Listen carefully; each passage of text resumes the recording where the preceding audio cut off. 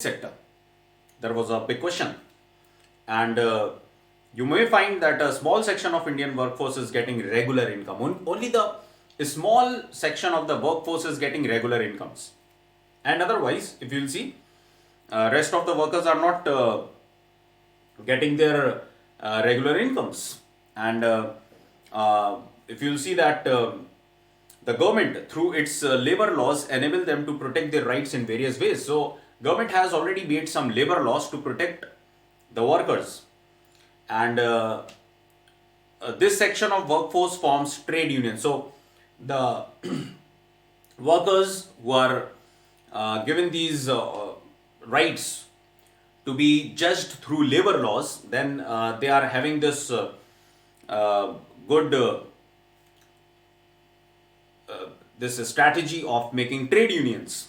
These trade unions of the workers are protecting the workers by any type of exploitation from the firms, factories, and the trade unions can bargain their employers for better wages, for social security measures, everything. So, according to this only, we classify the workers into two categories. Okay, so the first type of workers are in the formal sector, workers in formal sector, and the second type or category is informal sector workers. So, if we talk about the formal sector workers, we can name it as organized sector also, and informal sector workers are to be categorized into unorganized sector also. We can name it as unorganized sector.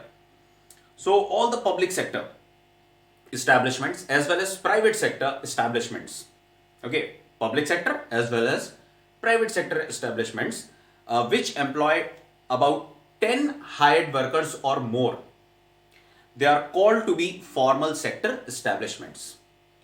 And other than this, all the type of firms or factories which are coming in, they all come in the informal sector.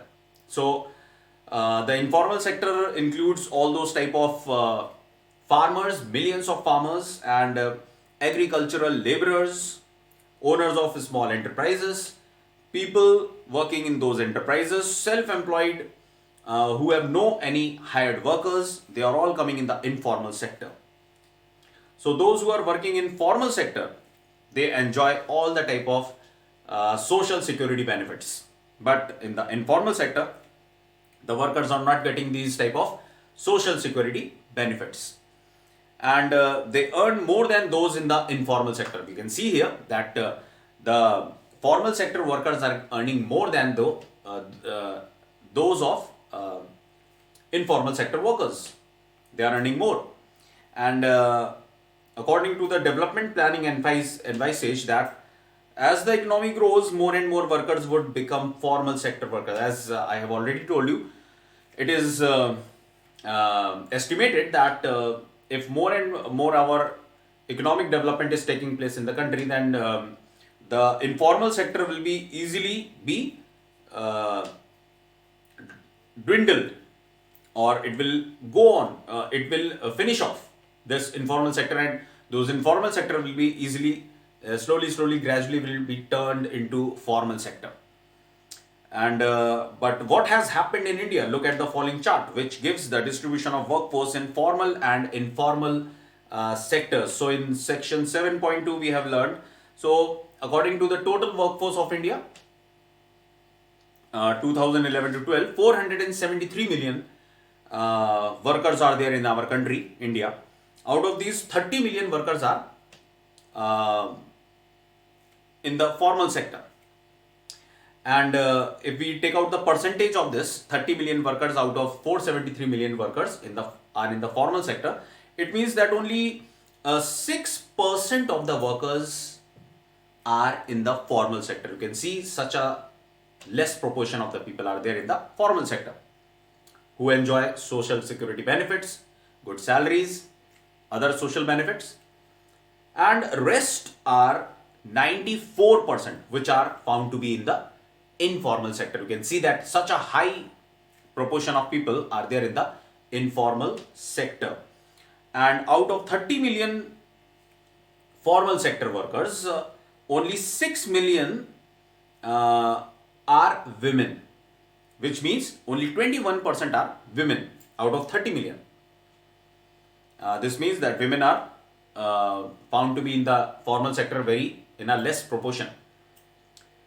In the informal sector, male workers account for about 69% of the workforce. You can see here that in the informal sector, about 69% of the workforce are in the informal sector, the number of males. And accordingly, since late 1970s, many developing countries, including India, started paying attention to enterprises and workers in the informal sector, as employment in the formal sector is not growing. So, in 1970s, most of the developing countries started paying attention towards the workers who were in the informal sector, who were not getting any social benefits. And workers and enterprises in the informal sector do not get regular income, they do not have any protection, and workers are dismissed without any compensation. Technology used is also outdated. This is all we are talking about informal sector.